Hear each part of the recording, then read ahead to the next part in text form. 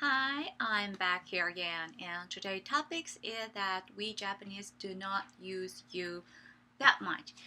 Well, when I talk in English, I'm always say you, thank you, hello you guys, and this you is so useful and indispensable when I talk in English. But when I speak Japanese, I hardly use you.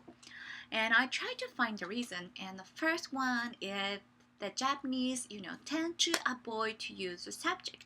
Well, so when it comes to subject, we avoid you, I, she, he, and this is that maybe kind of the one reason that it makes harder to understand you guys Japanese.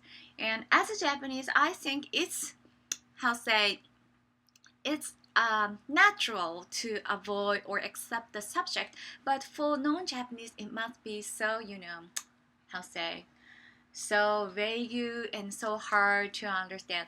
But I think that English is talked by not Native American or not native English persons, and we talk English as our second language, so that's why we need to clarify the subject. So the first reason is that we Japanese avoid the subject, so that's why we don't use you. Well, let me give you some example. When I was at elementary school children, when I'm doing the Japanese test, and there's always question, who did this? The line to the verbs and line to some verbs and who do this, who did this. And I always thought, oh my gosh, you should write it right. Why you are asking such a meaningless foolish question? It is obvious if you write it. And because I was raised 0 to 6 years old in the United States, that's why I feel so unnatural or meaningless question. But when I raised in Japan, when I talk to others, when I live in Japan, that question was really how say important, and I have to do it, and that is that Japanese test in Japan. So I'm not sure whether you guys do have a Japanese test like that, but native Japanese also do have a test of who did it and who say it, and that of the question is always asked in any test in Japanese.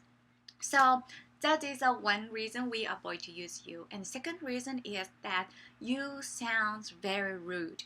The you in Japanese, there is anata, omae, kisama, kind of like that. And anata is, you may learn this is the most polite way to translate you, and which is correct. If you are not Japanese, you can write it on a test, you can say it in a conversation. But if you want to do a natural communication with Japanese, please avoid to say anata, because it sounds like a little bit offensive. Like あなたはどう思う or あなたはどうしてここに来たの or kind of this question a little bit offensive, or not offensive, but it sounds like that you want to take some distance with the person who called あなた.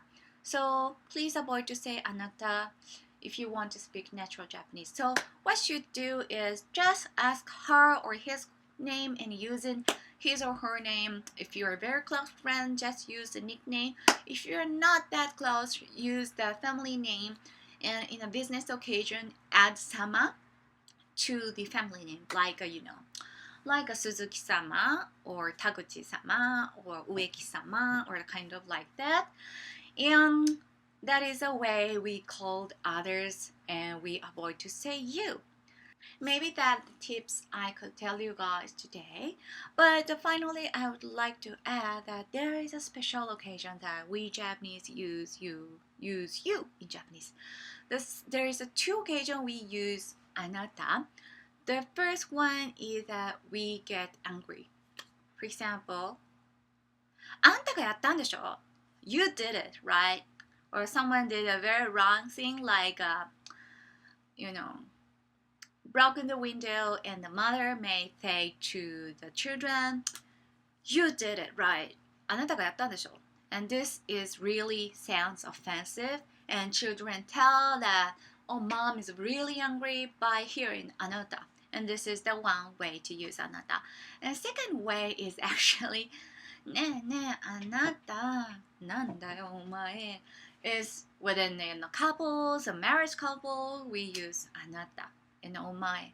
I don't know why, but because this あなた is not allowed in normal communication, that sounds very special. So only within the the couples or marriage couple can use. So this is a two-way we Japanese naturally or allowed to use あなた. So I hope that this story is also interesting or you could learn something new. Well, thank you so much for watching, and if you guys do have some question or some requests, please leave a message. I'm so happy that I can continue this time, and thank you so much for watching, and I wish I got back here soon. Bye bye.